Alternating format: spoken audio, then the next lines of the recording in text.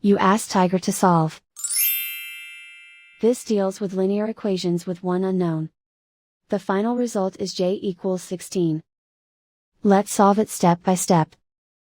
Simplify the expression. Expand the parentheses.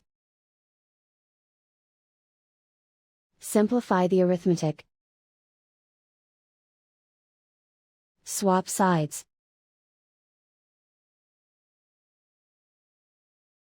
Group all constants on the right side of the equation.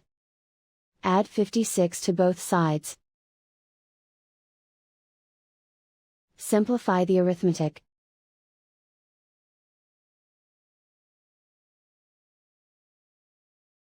Isolate the j.